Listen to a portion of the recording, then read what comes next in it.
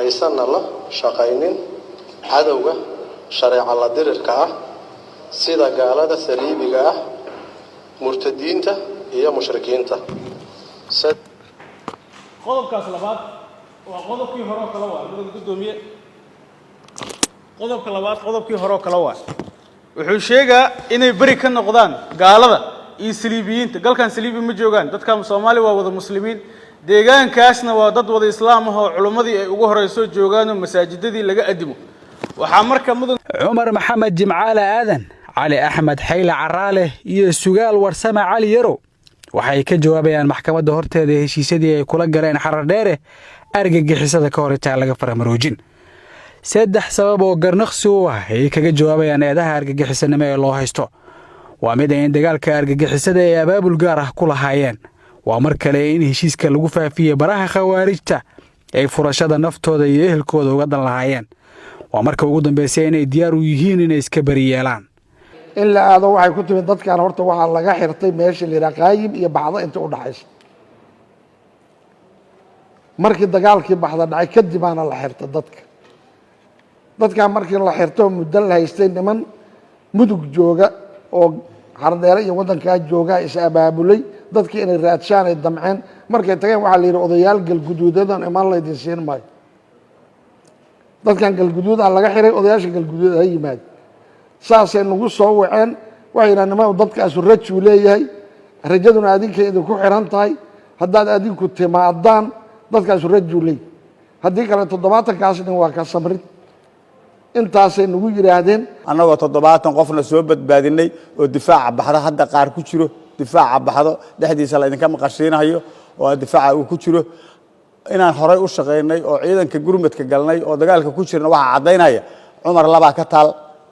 afar baa ka taal caliyare aniga saddex baa iga taal oo baabuurtii beeluhu lahaayeen ah oo shacabku lahaayeen oo aan geynay waxa ku dhintay wiilasheedii waxa ku dhaamacay wiilasheedii marka ma ahayn anagu niman dawladda wax u dhibahayay waxaan nahay niman dawladda hagaajinayay dadkooda heshiiska horta dad baqtinaysa baqtiga waa la cunaa mar baa la dhooyada anaga heshiisku wuxuu ahaa 70 qofood baa nooga xiray hadii 70 aan ka samri lahaynna annaga la xirayn inaan annaguna xiranno 70 kana laga samro oo meelan laga soo qaban karin ay gaarto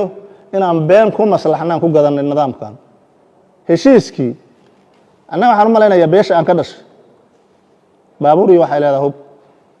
kulligood ayaga ka soo horjeeday kuwaan waa aboodaan u nahay waa sii jeedin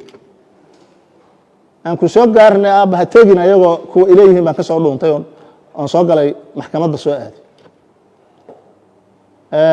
heshiiskii marka saasuu yahay annagu dad dawlad dhabar jabiyana ma ahin mana ahin haddii alla yiraahdo niman musuq maasuqana ma ahin heshiiskan soo galay gacan ku rimiskaas buu ahaa haddana wixii dawladdu ka garataan ka yeeli doonaa haddii alla idmo oo ama beenayna ama af Soomaaliya waxay ku mudan tahay oo ay mudan tahan marinayna wixii hore annagu aan soo marnayna wax ka jira ma lahayn xafiiska xeerlaana tusa waxa uu beeniyay inay jirto dad u afduubnaa al-shabaab oo ay soo daayeen odayaashan waxayse bedelkeed qabaan in odayaashan ay ijaafeeyeen beesha ay ku abtirsadaan si la midan ay qorsheynayeen kala dhantaalida kacdoonka bulshada ee ka dhanka argagixisada heshiiska ay la galeen waxa ka mid ahaa mudan gudoomiye in hubkii iyo saanadii iyo dhammaan agabkii ay haystaan beeshu lagu wareejiyo kooxda al-shabaab oo la hoosgeeyo si ay markastaba u laayaan ay u dilaan halna reerku ay u dilaan heshiiskaasay soo qaateen reerku ma matalaan mudan gudoomiye reerku ma matalaan arinta waxa cadeeyay nabadoonkii guud oo sheegay in reerku uu yahay hal uusan laba ahayn saddexna ahayn iyagana ka mas'uul xagga dhaqanka way soo laabteen mudan gudoomiye shir jaraa'id ay cadaada ku qabteen shirkaas jaraa'id wuxuu ahaa cover waxay rabeen in heshiiskii ay soo saxiixeen ay dhaqan geliyaan ay kala furfuraan reerkii oo mid ay u kala dhigaan si uu cadowgu markasta u laayo arinta iyada ah reerkii waa ku baraarugeen way iska qabteen way soo xireen hay'adihii amniga ayay ku soo wareejiyeen annagana maxkamaddii horkeen mudan gudoomiye waxaan rabaa inaan dhagahooda ku dhibciyo xarar dheere waa hadda waa meel xura waa la xureeyay dadka xureeyey waxaa ka mid ah dadkii ka soo bilaabay xureynta qaayib iyo baxda ka soo bilaaba ka mid ahaa dadkii xureeyey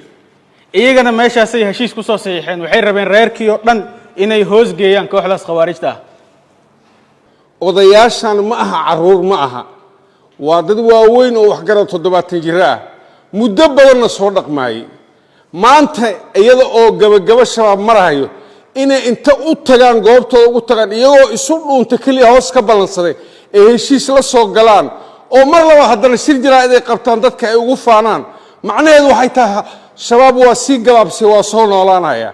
sidaa darteed maxkamadda waxaan weydiisanayaa in ciqaabta u qalanto oo ay qorayaan aayaadka qur-aanka iyo xadiidta iyo qodobada aan ku soo eedaynay ay ku xukunto qareennada ayaa codsaday in loo tixgeliyo odayaasha dalabaadkooda dowladdana laga rabo xeer ku soo baxay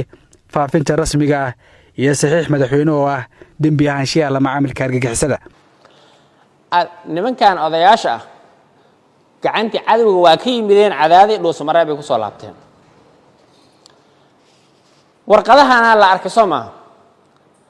markii nabadoon guud iyo arrimo ma loo baahnaba ayaga hadda xataa waa ka gaarnaa weli tv-ga qaranka hor taaganahay maxkamaddii hor taaganahay haddayba beenihayaan wax ulaysa male macnaha wixii aad ku dhahday xardheer xaa ka jira waxba kama jiraan hadduu dhahaaba sideeda qofku hadduu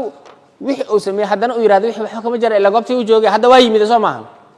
warshir jiraa idinoo qabta imaada kaalaya suulka saara saxiixa warqadahan ilaahow hay-ad kasta wasaaradda amniga maxkamad xeer ilaalin boolis qolo walba ha u timaad odayaasha ha ka saxiixo shabaab shaqo kuma lihin waxaas beere ahaayeen warqada ka saxiixda warqadaha laga saxiixo mooho waa isku dhammaata warqadaha laga saxiixo